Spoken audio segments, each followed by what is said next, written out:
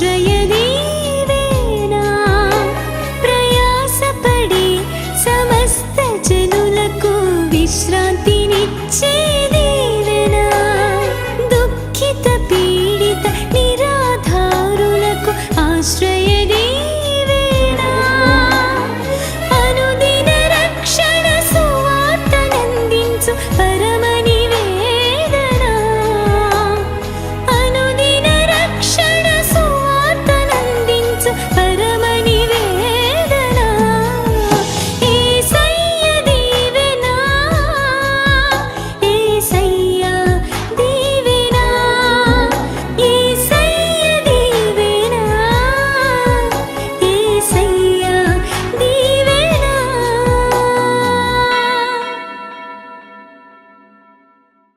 ఫిలిప్పును గురించి మనం ధ్యానం చేయటం ప్రారంభించాం. గడిచిన వారంలో అతని జీవితం నుండి 4 విషయాలు మనం ధ్యానం చేసాం. దేవునికి స్తోత్రం. ఫిలిప్పును దేవుడు ఎంత బలపరిచి ఎంత ఘనంగా వాడుకున్నాడో, ఫిలిప్పు ఎంత గొప్పగా దేవుని సందులో వాడబడ్డాడో మనం తెలుసుకున్నాం. అతని ఆరంభం ఏమిటి? ఒక విశ్వాసిగా తన జీవితాన్ని ప్రారంభించాడు. విశ్వాసిలో నుండి ఎక్కడికి వెళ్ళాడు? పరిచారకుల్లోకి వెళ్ళాడు. చెప్పండి, ఎక్కడికి వెళ్ళాడు? అక్కడ ఆహారం పంచిపెట్టడానికి 7గురిని ఎంచుకొని అందులో ఒకరుగా ఫిలిప్పును కూడా ఎంపిక చేశారు. కనుక పరిచారకుల స్థానంలోకి వెళ్ళాడు. పరిచారకులలో నుండి ఎక్కడికి వెళ్ళాడు? సువార్తికుని స్థానంలోకి. చెప్పండి గట్టిగా, కొంచెం గట్టిగా. సువార్తికుని స్థానంలోకి సువార్త ప్రకటిస్తూ అక్కడ నుండి ఇంకొక మెట్టు పైకి ఎక్కాడు. ఎలాగో తెలుసా? అద్భుతాలు చేసేవానిగా, సూచక్రియలు చేసేవానిగా, మహత్కార్యాలు చేసేవానిగా, అనేకులకు బాప్తిస్మం ఇచ్చేవాడిగా, గొప్ప ఆధ్యాత్మిక నాయకునిగా ఫిలిప్పు మారిపోయాడు. దేవునికి స్తోత్రం. ఎక్కడి నుండి? విశ్వాసి స్థానం నుండి. మీలాగా గుడికి వెళ్ళినప్పుడు కింద కూర్చునేవాడు. ఆ కింద కూర్చునే ఫిలిప్పు కొన్ని రోజులకి పాస్టర్ గారు గుర్తించి, ఇతను మంచోడు, ఆత్మ కలిగినవాడు, దైవజ్ఞానం కలిగినవాడు, కనుక ఇతనికి ఒక పోస్ట్ ఇద్దాం ఇతను సంఘంలో అని చెప్పి పరిచారకుడు పోస్ట్ ఇచ్చారు. అక్కడ నమ్మకంగా పనిచేస్తా ఆత్మను రక్షించడం మొదలుపెట్టాడు. సువార్థికుడిగా మారిపోయాడు. సువార్థికునిలో నుండి దేవుడు అతని మంచితనాన్ని, అతనుకున్న పరిశుద్ధతను, అతనుకున్న గొప్ప ఆసక్తిని చూచి అద్భుతాలు చేసేవాడుగా, ఆశ్చర్యకార్యాలు చేసేవాడుగా దేవుడు అతన్ని మార్చివేశాడు. దేవునికి స్తోత్రం. దేవుడు ఒక విశ్వాస జీవితం నుండి అభివృద్ధిని కోరుకుంటాడు. ఏం కోరుకుంటాడు చెప్పండి? కొంచెం గట్టిగా చెప్పండి. ఇప్పుడు పుట్టిన పిల్లల మీద తల్లిదండ్రులకి ఎలాంటి అభిప్రాయం ఉంటుంది? నా పిల్లోడు పెరిగి పెద్దోడై మంచి ప్రయోజకుడిగా అవ్వాలి అనుకుంటారా? అనుకోరా? అన్ని రకాలుగా ఎదగాలని కోరుకుంటారు. శారీరకంగా 2 సంవత్సరాల తర్వాత 3, 5, 7 సంవత్సరాలు వచ్చినా 2 సంవత్సరాల్లో ఎంత ఎత్తున్నాడో అంతే ఎత్తుంటే తల్లిదండ్రులకు ఇష్టం ఉంటుందా? ఉండదు. మరుగుజ్జుగా ఉండాలని ఏ తల్లి తండ్రి కోరుకోరు. అలాగే మానసికంగా కూడా బిడ్డ ఎదగాలని కోరుకుంటారు. అలాగే ఆశీర్వాదపరంగా కూడా ఆ బిడ్డ ఉన్నత స్థాయికి వెళ్ళాలని తల్లిదండ్రులు కోరుకుంటారు. స్తోత్రం చెప్పండి. చిన్నప్పటి నుండే కలలు కనేస్తాం మన పిల్లల గురించి. వీడు IAS అయిపోవాలి, వీడు కలెక్టర్ అయిపోవాలి అనుకుంటారు. అనుకోరా? అనుకుంటంలో మాత్రం తప్పేమీ లేదు. కానీ నేను సంఘానికి, దేవుని పిల్లలకు చెప్పే మాట ఏంటంటే, ఆయన మన కోరికలను సిద్ధింపచేసి మన ఆలోచన యావత్తును సఫలపరిచే దేవుడు. స్తోత్రం కలుగునుగాక. ఏమంటే మన విషయాల్లో మాత్రం దేవుని వాగ్దానాలు ఉన్నాయి. తప్పకుండా మీ పిల్లల పట్ల అనుకుని వదిలేయటం కాదు కావాల్సింది. అనుకున్న అంశంపై ఏం చేయాలి? ప్రార్థన చెయ్యాలి. ప్రభువా, నా బిడ్డ IAS అవ్వాలని నేను కోరుకుంటున్నాను. ప్రతిరోజు ఆ బిడ్డ కొరకు నేను ప్రార్థన చేస్తాను. స్తోత్రం చెప్పండి. దేవుని చేతుల్లోకి ఆ బిడ్డలను అప్పగించాలి, అలా కోరుకోవాలి. అలాగా దేవుని యొక్క సన్నిధిలో ఆ బిడ్డలను మనం అప్పగించినప్పుడు దేవుడు తప్పకుండా మన బిడ్డల జీవితంలో అద్భుత కార్యాలు జరిగిస్తారు. డాక్టర్ అవ్వాలని కోరుకోండి, అవుతారు. కోరుకుంటమే కాదు, ఆ బిడ్డ కోసం ఏం చేయాలి? వేకువజామునే లేచి దేవుని సన్నిధిని చేతులెత్తి ప్రార్థన చేయండి. తప్పకుండా డాక్టర్స్ వస్తారు మీ ఇంట్లో నుండి, స్తోత్రం చెప్పండి. తప్పకుండా ఇంజనీర్లు వస్తారు, స్తోత్రం చెప్పండి. తప్పకుండా గొప్ప గొప్ప ఆఫీసర్లు వస్తారు, స్తోత్రం చెప్పండి. ఏం చేయాలి? బిడ్డల కోసం మనం ప్రార్థన చేయాలి. నిజమే, అభివృద్ధిని కోరుకుంటాం. నా పిల్లోడు ఎక్కడితో ఆగిపోకూడదు, ఇంకా పైకి ఎదగాలి, ఉద్యోగంలో ఈ స్థాయే కాదు ఇంకా ప్రమోషన్ రావాలి అని కోరుకుంటా. అలాగే మన పరమ తండ్రి కూడా మన ఆధ్యాత్మిక జీవితాల పట్ల ఆయనకు కూడా కొన్ని కోరికలు ఉన్నాయి. వీడు 30 సంవత్సరాల క్రితం విశ్వాసిగా వచ్చాడు, చచ్చిపోయేటప్పుడు కూడా అది అత్యవసర భక్తితో విశ్వాసిగా చచ్చిపోవాలి అని మన పరమ తండ్రి ఎప్పుడూ అనుకోడు. విశ్వాసిలో నుండి పరిచారకుడిగా, పరిచారకుల నుండి సువార్థికుడిగా, సువార్థికుల నుండి అపోస్తుల పరిచర్య, స్వస్థతలు, అద్భుతాలు, సూచక్రియలు, మహత్కార్యాలు చేసేవాడిగా దేవుని కొరకు బలమైన సాధనాలుగా వాడబడాలని దేవుడు కోరుకుంటాడు. స్తోత్రం చెప్పండి, అటుగా చెప్పండి. అలాగే మన ఆధ్యాత్మిక జీవితాలు కూడా ఉండాలి.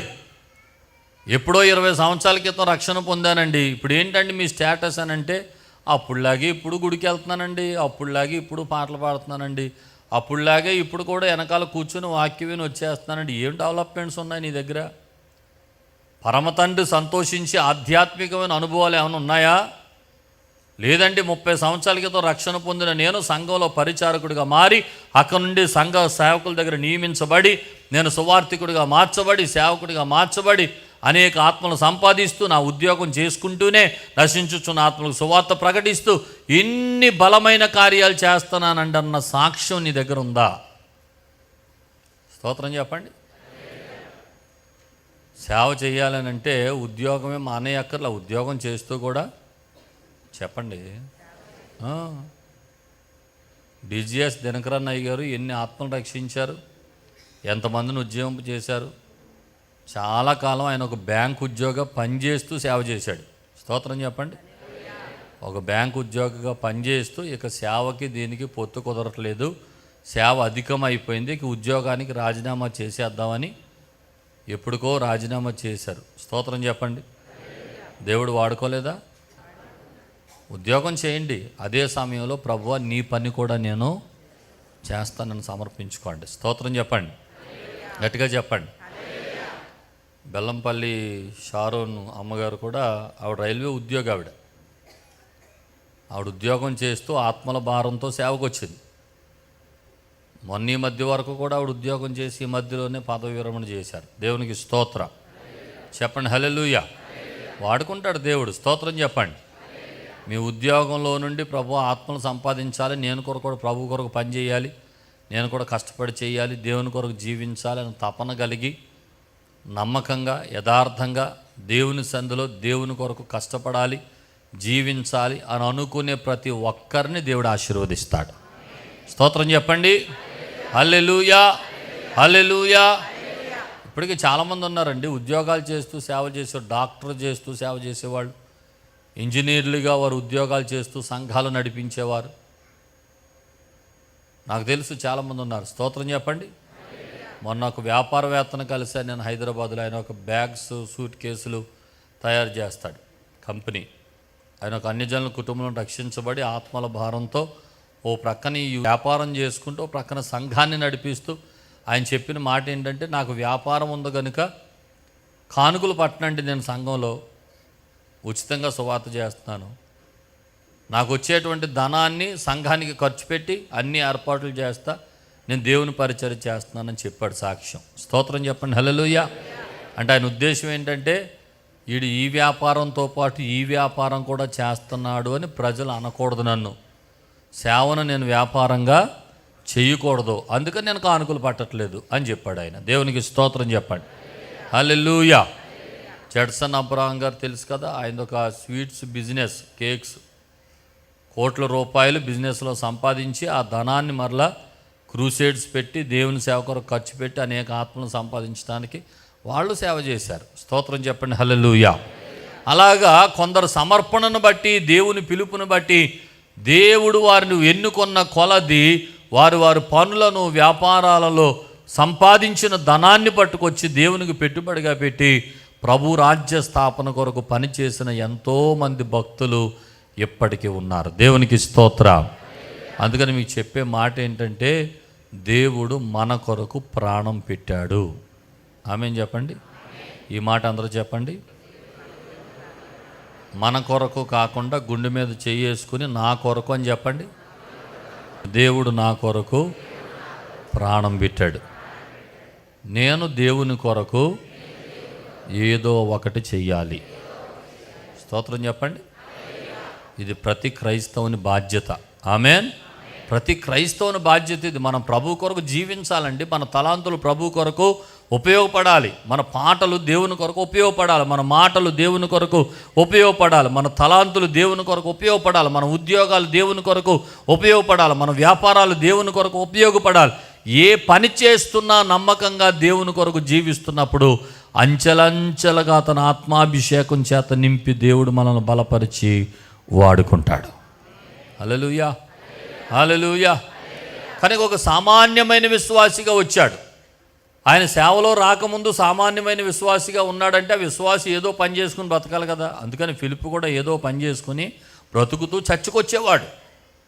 చర్చికి వస్తూ దేవుని వాక్యాన్ని వింటూ ప్రార్థన చేస్తూ పరిశుద్ధాత్మలో ఆనందిస్తూ దేవుని కార్యాలు చూస్తూ అతడు ఉట్టిగా కూర్చుండిపోలేదు. నేను కూడా నా కొరకు ప్రాణం పెట్టిన యేసు కొరకు ఏదో ఒకటి చెయ్యాలి అని ఆత్మ పొందినవాడిగా, ఆత్మజ్ఞానం పొందినవాడిగా, మంచి పేరు పొందినవాడిగా సంఘములో నిలబడినప్పుడు ఆ సంఘ నాయకులు గుర్తించి అతనికి ఒక బాధ్యతను అప్పగించారు. హల్లెలూయా. ఇప్పుడు అన్నము పెట్టే, భోజనము వడ్డించే ఆ యొక్క పాత్రలో అతడు నమ్మకంగా బ్రతికాడు. అక్కడ నుండి సువార్థికుడిగా దేవుడు మార్చాడు. అతని చేత 100 మంది 1000 మంది రక్షణ పొందేలాగా, సమరయ పట్టణమంతా వాక్యం అందించేలాగా దేవుడు అతనిని ఆశీర్వదించి ఫిలిప్పును ఘనంగా వాడుకున్నాడు. దేవునికి స్తోత్రం. హల్లెలూయా. ఆత్మీయ జీవితంలో మనకు ఆశ ఉండాలి, కానీ దేవుడు మనల్ని వాడుకుంటాడు. ఆమేన్ చెప్పండి. ఏముండాలి? మనకి ఆశ ఉండాలి. నేను కూడా ప్రభు కొరకు ఏదో రీతిగా వాడబడాలి అనే ఆశ మనకు ఉండాలి. నా సాక్ష్యాన్ని 10 మందితో నేను చెప్పాలి, పంచుకోవాలి అనే ఆశ ఉంటే దేవుడు నిన్ను గొప్ప సాక్షిగా నిలబెడతాడు. ఆమేన్. నేను కూడా దేవుని వాక్యాన్ని విరివిగా పంచాలి, అనేకుల మధ్య నిలబడాలి, వాడబడాలి అన్న ఆశ నీకుంటే దేవుడు ఖచ్చితంగా నిన్ను వాడుకుంటాడు. హల్లెలూయా, హల్లెలూయా, హల్లెలూయా. ఈ ఫిలిప్పు ఈ రీతిగా వాడబడడానికి గల కారణాలు ఏంటో మనము పోయిన వారం 4 విషయాలు ధ్యానం చేశాం. మొదటి మాట ఏంటో చెప్పండి. నమ్మకమైన పనివాడు. చెప్పండి మాట. చక్కటి పనితనం అతనిలో ఉంది కనుక దేవుడు వాడుకున్నాడు. ఆమెను చెప్పండి. రెండవది ఆత్మతో నిండుకొనినవాడు. గట్టిగా చెప్పండి మాట. మూడవ మాట జ్ఞానముతో నిండుకొనినవాడు. చెప్పండి. మూడో మాట చెప్పండి. జ్ఞానముతో నిండుకున్నవాడు. 4వ మాట మంచి పేరు పొందినవాడు. ఈ 4 లక్షణాలు గడిచిన వారం మనం ధ్యానం చేసాం. ఫిలిప్పు ఒక విశ్వాసి స్థానము నుండి అపోస్తలుల అద్భుతాలు చేసే స్థానంలోనికి, అనేక ఆత్మలను రక్షించే స్థానంలోనికి వెళ్ళడానికి గల కారణాలు ఏంటో ఒక 4 మాట్లాడుకున్నాం. ఇంకొక 4 చెప్పుకుందాం. స్తోత్రం చెప్పండి. హల్లెలూయా. 5వ మాట దేవుని మాట ప్రకారం సేవ చేసినవాడు. చెప్పండి. దేవుని మాట ప్రకారం. గట్టిగా చెప్పండి. దేవుని సేవ చేసినాడు. అపోస్తలుల కార్యం 8వ అధ్యాయం 9 నుండి 25 వచనాల్లో ఆ పోర్షన్లో రాయబడిన మాట ఏంటంటే, ఇక్కడ అనేక మందిని రక్షిస్తూ, సమరయలో అనేక మందిని స్వస్థపరుస్తూ, అనేక మంది జీవితంలో అద్భుతాలు చేస్తూ చాలా బిజీగా ఉన్నాడు ఈ యొక్క ఫిలిప్. ఇక పరిచర్య బాగా పెరిగిపోయింది. రోజు రక్షించబడుతున్న వారు, రోజు స్వస్థపరచబడుతున్న వారు, రోజు ఆశీర్వదించబడుతున్న వారి సంఖ్య రోజు రోజుకి పెరిగిపోతుంది. స్తోత్రం చెప్పండి. ఎంత బిజీ స్కెడ్యూల్లో ఉన్నటువంటి ఈ యొక్క ఫిలిప్పుకు దేవుని దూత ప్రత్యక్షమై ఒక మాట చెప్పింది. ఏమని తెలుసా? ఫిలిప్పు, నీవు ఈ యొక్క సమరయ నుండి గాజాకు వెళ్ళు. ఏ ఊరది? గాజా. అక్కడ ఒక వ్యక్తి నేను చూపిస్తాను, అతనికి సువార్త చెప్పాలి. ఎంతమంది వ్యక్తుల కోసం? యువతలు ఎంతమందికి సువార్త ప్రకటిస్తున్నాడు? 100 మందికి. చెప్పండి, ఎంతమందికి? 100 మంది రక్షించబడుతున్నారు, 100 మంది స్వస్థపరచబడుతున్నారు. ఇప్పుడు ఈ 100 మందిని విడిచిపెట్టి ఎంతమంది కోసం గాజా వెళ్ళాలి? పైగా ఒక్కడి కోసం ఎంత దూరం వెళ్ళాలో తెలుసా? బైబిల్ చివరిలో కొన్ని పటాలు ఉంటాయి, మీకు పటాలు చూడండి. ఆ పటాల్లో సమరయ్య నుండి గాజాకి లెక్కేస్తే 129 కిలోమీటర్లు. చెప్పండి, ఎన్ని కిలోమీటర్లు? సమరయ్య నుండి గాజాకి ఎన్ని కిలోమీటర్లు? ఎలా వెళ్ళమన్నాడు దేవుడు? పరిగెత్తమన్నాడు. ఎలాగండి? గట్టిగా చెప్పండి. అవతల వ్యక్తి ఒక ఆర్థిక శాఖ మంత్రి, ఒక దేశానికి మంత్రి అయిన ఆ మంత్రి ఏమో రథం మీద వెళ్తున్నాడు. ఇప్పుడు ఫిలిప్ ఎలా వెళ్ళాలి? సాధ్యమేనా? ఎన్ని కిలోమీటర్లు? 129. ఎంతమంది కోసం? ఎంతమందిని విడిచిపెట్టేయాలి? ఎవరు చెప్పారు వెళ్ళమని? చెప్పింది దేవుడు. ఒక మాటలో చెప్పాలంటే సుఖాన్ని విడిచిపెట్టేసి కష్టం కోసం వెళ్ళాలి. ఎన్ని 100 మంది రక్షించబడిన ఆత్మీయ బిడ్డలను దగ్గర పెట్టుకుంటే ఎంత సంతోషం. ఈ జనాంగాన్ని వదిలిపెట్టేసి ఎవరు లేని చోటకి వెళ్ళాలా? ఎంత కష్టం. దేవుని పిలుపులు ఎలాగ ఉంటాయి? అబ్రహామా, నువ్వు లేచి నీ దేశమును విడిచిపెట్టి, నీ బంధువులను విడిచిపెట్టి, నీ తండ్రి ఇంటిని విడిచిపెట్టి నేను చూపించు దేశానికి వెళ్ళు అన్నాడు అబ్రహాముని. అబ్రహాము దేవుడు చెప్పిన మాట విన్నాడు. ఎక్కడికి వెళ్ళాలో, ఎందుకు వెళ్ళాలో, ఏం చెయ్యాలో తెలియకుండానే దేవుని మాటకు లోబడ్డాడు అబ్రహాము. అందుచేతన దేవుడు అబ్రహామును అనేక జనములకు తండ్రిగా చేశాడు. స్తోత్రం చెప్పండి.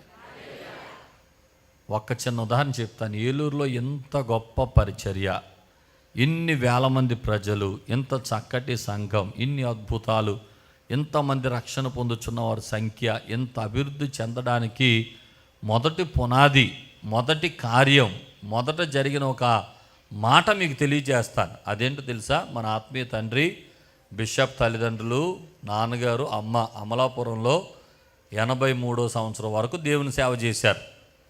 ఆ 83వ సంవత్సరం వరకు సేవ చేస్తున్నప్పుడు అక్కడ 1000 మంది సంఘం. చెప్పండి, ఎంతమంది సంఘం? ఈయన చేతుల మీదే 800 మంది దగ్గరికి బాప్తిస్మాలు ఇచ్చారు అప్పటికి.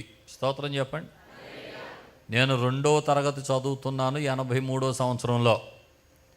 ఆ 83వ సంవత్సరం 2వ తరగతి చదువుతూ అమలాపురం మందిరంలోకి వెళ్ళినప్పుడు సంగతులు నాకు ఇంకా గుర్తున్నాయి. ఆదివారం కొప్పలుగా బియ్యం పోసేవారు అక్కడ. ఆ చుట్టుపక్కల జనాంగం బియ్యం, బోళ్ళని బియ్యం వచ్చాయి. ఏమండి, బోళ్ళని కోడిగుడ్లు, ఎన్నెన్ని కోళ్ళు స్టేజ్ దగ్గర పెడితే బెకబెకలు ఆడుతూ ఉండే, ప్రసంగం చేస్తూనే ఉండేవాళ్ళు, అవి సౌండ్లు చేస్తూనే ఉండేవి. బోళ్ళంత సంపద, బోళ్ళంత మనుషులు, బోళ్ళంత మంది ప్రేమించేవారు, మంచి దైవ సేవకుల సమూహం, అందరితో కలిసి ఆనందించేటువంటి దినాలు. 83వ సంవత్సరం అమలాపురం పరిచర్య ఇంకా విస్తరించాలని మా తండ్రి గారు 40 దినాలు ఉపవాసం ఉండి కటిక ఉపవాసంతో ప్రార్థన చేసి ముగించారు. 40 దినాలు ముగించిన తర్వాత ఒక దైవజనుడు వచ్చి ప్రవచనం చెప్పాడు. నీవెరుగని జనముల మధ్యకు, నిన్నెరుగని జనముల మధ్యకు నిన్ను నడిపించదును అని. నీవెరుగని జనాలు, నిన్నెరుగని జనాలంటే అమలాపురంలో ఇంకా కొత్త ఏరియాల నుండి జనం వస్తారేమో అని అయ్యగారు అనుకున్నారట. కొన్ని రోజులకే మన సంస్థ ఆత్మీయ నాయకులు బిషప్ ఎర్నెస్ట్ పి కొమానపల్లి అయ్యగారిని పిలిచి ఏలూరులో ఒక పరిచర్య ప్రారంభించాలని ఆశపడుతున్నాం. మీలాంటి ఒక ప్రార్థనాపరుడు వెళితే అక్కడ పని జరుగుతుందని ఆశపడుతున్నాను. మీరు ఏలూరు వెళ్తారా అని అడిగారట. వెంటనే దైవజనులు చెప్పారు, అయ్యా మీ ఇష్టం అండి, మీరు ఎక్కడికి వెళ్ళమంటే అక్కడికి నేను వెళ్తాను. 1000 మంది సంఘాన్ని, మంచి ఆదాయాన్ని, మంచి ప్రజల ప్రేమను అన్నీ వదులుకొని 84వ సంవత్సరం మే 10వ తారీఖున నన్ను మా యేసుపాలను నేను తీసుకొని ఏలూరులోకి అడుగుపెట్టారు. అప్పటికి ఏమి లేవు, అన్ని ముళ్ళ తొప్పలో చిన్న పునాది వేసి ఉంది. ఇక్కడ చిన్న స్థలం కొన్నారు, ఏమి లేదు. ఇక్కడ అంతా ముళ్ళ తొప్పలో, ఎండారి భయంకరమైన పరిస్థితులు, ఎవరు విశ్వాసులు లేరు. డ్రమ్ము కొట్టి పాట పాడుతూ ఉంటే మొదటి ఆదివారం అమ్మ నాన్న ఒకళ్ళ మొక్కలు ఒకళ్ళు చూసుకుని వాళ్ళు ఏడ్చి, మా మొక్కలు చూసి వాళ్ళు ఏడ్చి, మేము వాళ్ళ మొక్కలు చూసి ఏడ్చుకుని మొదటి ఆరాధన అంతా కన్నీటి సముద్రం. ఏంటి, ఎంతో ప్రజలను వదిలిపెట్టేసి ఇక్కడికి వస్తే ఎవరో లేరు, 4 కూర్చుని ఆరాధన చేశాం. కానీ పిలిచినవాడు నమ్మదగినవాడు. ఆమేన్. కొన్ని రోజులకి ఒక యవనస్తుడు, ఇప్పుడు పంగిడి అనే ప్రాంతంలో సేవ చేస్తారు, మైకిల్ బ్రౌన్ ఆయన పేరు, అప్పుడు గంగారావు గారు ఆయన పేరు. ఆయనలా కాలేజీలో హాస్టల్లో ఉంటూ చదువుకుంటూ ఇటు వెళుతూ డ్రమ్ము శబ్దం వినపడిందని ఆయన లోపలికి వచ్చారు. ఎవరు బాబు అని అంటే, ఏదో ప్రార్థన పడుతున్నాను వచ్చానండి అని. రామ్మ రండి అని అయ్యగారు పిలిచి కూర్చోబెట్టి, ప్రతి ఆదివారం ఇక్కడ జరుగుతుంది, ఇంకా మీతో పాటు మీ స్నేహితులను తీసుకురండి అంటే ఆయన వాళ్ళ ఫ్రెండ్స్ని తీసుకొచ్చి అలాగా యవనస్తులతో ప్రారంభించబడింది ఈ పరిచర్య. దేవునికి స్తోత్ర. ఈ రోజున ఈ 40 సంవత్సరాలు ముగించే సమయానికి 3,000 మందిని దాటి ఒక గొప్ప సంఘముగా దేవుడి సంఘాన్ని ఆశీర్వదించాడు. స్తోత్రం చెప్పండి. దీని వెనకాల ఏముందో తెలుసా? దేవుని పిలుపు. చెప్పండి ఏముంది? దైవజనుల దర్శనానికి లోబడిన ఒక దైవజనుని యొక్క కష్టం. స్తోత్రం చెప్పండి. అరే ఇక్కడ నేను అమలాపురం అంతా వదిలిపెట్టి, ప్రజలను వదిలిపెట్టి నేను రాను, ఇక్కడే ఉంటాను, నన్ను వెళ్ళిపోమంటారా, నన్ను ప్రేమించేవాళ్ళు నాకు ఉన్నారని సపరేట్ సంఘం ఎట్టయితే అక్కడ ఆ రోజు కానికి ఆ రోజు పప్పం గడిచిపోయేది. కానీ అలా కాకుండా దైవజనుని దేవుడు ప్రేరేపించాడు. అంత మాత్రమే కదా, 40 దినాలు ముగించిన తర్వాత ఒక ప్రవక్త వచ్చి ప్రవచనాన్ని ప్రవచించారు. నిన్నెరుగని జనముల మధ్యకు, నీవెరుగని జనముల మధ్యకు నిన్ను నడిపిస్తానని చెప్పారు. కాబట్టి దేవుడు కూడా మాట్లాడాడు కనుక ఆయన మాట ప్రకారం, ఆయన చిత్త ప్రకారం నేను చేయాలి. ఎవ్వరూ లేకుండా కొన్ని సంవత్సరాలు ఏడ్చి ఏడ్చి కన్నీటి ప్రవాహంతో సేవను ప్రారంభించారు. ఆ సేవకు ఫలితం, ఆ రోజున కష్టానికి ఫలితం, ఈ రోజున దేవుడు వారితో పాటు వారి బిడ్డలమైన మమ్మల్ని కూడా బహుగా ఆశీర్వదించాడు. స్తోత్రం కలుగును గాక. అందుచేత దేవుడు చెప్పింది చేస్తే దేవుడు ఎప్పుడు కూడా మనల్ని విడిచిపెట్టడు. అనండి ఈ మాట, దేవుడు మనల్ని ఎప్పుడు, కొందరి పట్ల దేవుని ప్రణాళికలు ఉంటాయి, కొందరి పట్ల దేవుని చిత్తం జరుగుతూ ఉంటుంది, కొందరిని దేవుడు ప్రేరేపిస్తూ ఉంటాడు. నా సేవ చేయి, నా కొరకు సాక్షిగా బ్రతుకు, నా కొరకు జీవించు, ఇదిగో నశించిపోతున్న ఆత్మల కొరకు ప్రయాసపడు అని దేవుడు హృదయాల్లో ప్రేరణ కలిగిస్తూ ఉంటాడు. కానీ భయం కొంతమందికి భయం. ఇదేంటి ఇలాగ అనిపిస్తుంది నాకు, ఇది దేవుడు ప్రేరేపించే ప్రేరేపణనా లేకపోతే నాకు నేనుగా అనుకుంటున్నానా, వద్దులే నాకెందుకు సేవ అని ఆగిపోయేవాళ్ళు చాలామంది ఉంటారు. ఏమంటే సువార్త ప్రకటించమని దేవుడు నిన్ను పలు పర్యాయాలు దైవజనుల ద్వారా వేదిక మీద నిలబడి అనేక మంది ప్రసంగికుల ద్వారా ప్రభువునితో మాట్లాడి నీకు తెలియచేస్తూ ఉంటాడు. కానీ ఏం చేస్తావు? నొక్కేసుకుంటూ ఉంటావు. ఇది నాకు కాదు, ఇది నా కోసం కాదు అని అనుకుంటూ ఉంటావు. అయ్యో సువార్త ప్రకటించని ఎడల నాకు శ్రమ. విశ్వాసులుగా ఉండిపోకూడదు. విశ్వాసులు నెక్స్ట్ స్టెప్లోకి ఆధ్యాత్మిక జీవితంలో ఎదుగుతూ దేవుని కొరకు అనేక ఆత్మలను సంపాదించే ఒక చక్కటి యోధులుగా, సైనికులుగా, సేవకులుగా మారిపోవాలి. స్తోత్రం చెప్పండి. ఇప్పుడు ఒక్కడికైనా సువార్త చెప్పావా తల్లి? నీ ద్వారా ఒక్కడైనా సువార్త విన్నారమ్మా సోదరుడా? దేవుడు నిన్ను ఎందుకు నియమించుకున్నాడో, ఎందుకు ప్రత్యేకపరుచుకున్నాడో, ఎందుకు పిలుచుకుంటున్నాడో, ఏ పని చేయమంటున్నాడో ఎప్పుడైనా విన్నావా? ఆ పని చేస్తున్నావా? సర్వలోకమునకు వెళ్ళి సర్వ సృష్టికి ఎవరో శిష్యులు? మనమే. రక్షించబడిన ప్రతి ఒక్కరు ఆయన శిష్యులే. అందరి బాధ్యత. నీ ఇంట్లో సువార్త కోటాలు జరుగుతున్నాయా? పక్కింటి వాళ్ళు 10 మందిని పిలిచి ఇంట్లో ప్రార్థన పెట్టుకోండి, స్తోత్రం చెప్పండి. 100 మంది అక్కర్లా, 5 విశ్వాసులను పిలుచుకో, 5 చుట్టుపక్కల స్నేహితులను పిలుచుకో, ప్రార్థన పెట్టుకో, ఓ మంచి వాక్యం అందించు. నువ్వు విత్తనం వేసినోడు అవుతావు, ఏదో రోజు అది ఫలిస్తుంది. ఆమేన్. చెయ్యాలి, ప్రతి ఒక్కరు చేయాలి ఆ పని. దేవుని దగ్గర నుండి ఆశీర్వాదాలు పొందుతా, ప్రభువా నాకు అది కావాలి, ఇది కావాలి, అన్నీ అడిగి అన్నీ తీసేసుకుని ఫ్రీగా పొందేసుకుని వెళ్ళిపోయి నీ బతికేదో నువ్వు బతికేస్తా, నేను బాగున్నానులే, నా కుటుంబం బాగుంది. స్వార్థపూరితమైన జీవితం అది. క్రైస్తవ విశ్వాసంలో మనం ఎప్పుడు కూడా స్వార్థపరులుగా ఉండకూడదు. ప్రభువు మన కొరకు ప్రాణం పెట్టాడు, ప్రభువు కొరకు మనం ఏదో ఒకటి చెయ్యాలి. స్తోత్రం చెప్పండి.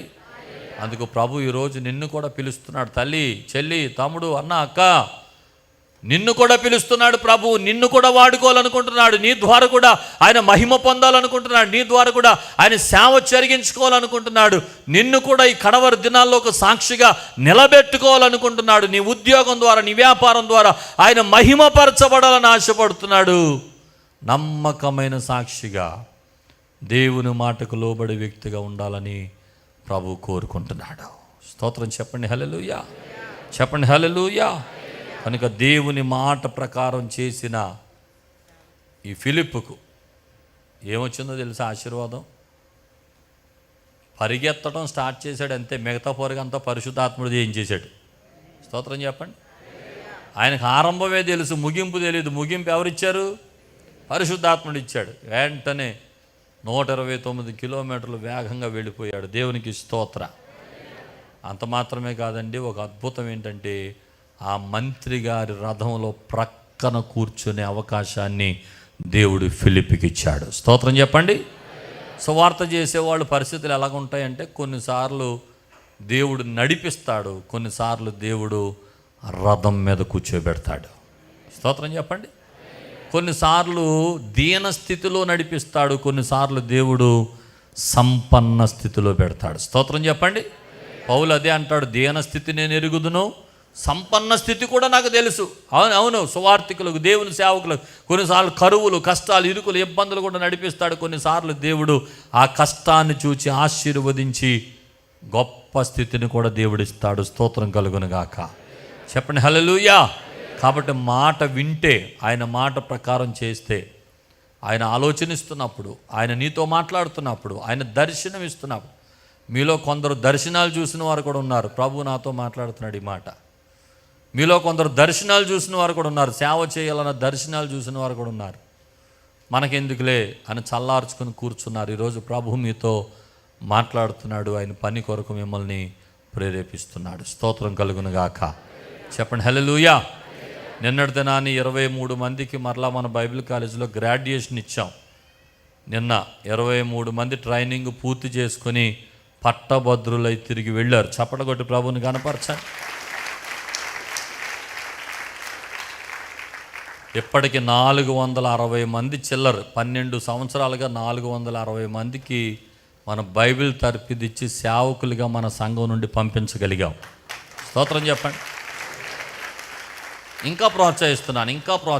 మన సంఘం నుండి లేవాలి సేవకులు, మన సంఘం నుండి లేవాలి. ఇంకా అనేక మంది సేవ చేయాలి, దేవుని కొరకు బ్రతకాలి, దేవుని కొరకు జీవించాలని దేవుని సేవకునిగా మనవి చేస్తున్నాను. స్తోత్రం కలుగును గాక. చెప్పండి హల్లెలూయా. 5 మాటలు చెప్పండి. 1 నమ్మకమైన పనివాడు, 2వది ఆత్మతో నిండుకున్నవాడు, 3వది జ్ఞానముతో నిండుకున్నవాడు, 4వది మంచి పేరు పొందినవాడు, 5వది దేవుని మాట ప్రకారం సేవ చేసినవాడు. స్తోత్రం చెప్పండి హల్లెలూయా. 6వ మాట ఆత్మీయ నాయకులను విడువనివాడు. చెప్పండి ఆత్మీయ నాయకులను విడువనివాడు. మా చిరునామా పాస్టర్ ఎం జ్యోతిరాజు, శాంతినగర్, ఏలూరు 534007, పశ్చిమ గోదావరి జిల్లా, Andhra Pradesh. Our address pastor M Jyothiraju, Shantinagar, Eluru 534007, west Godavari district, Andhra Pradesh. మా ఫోన్ నంబర్లు 8007773733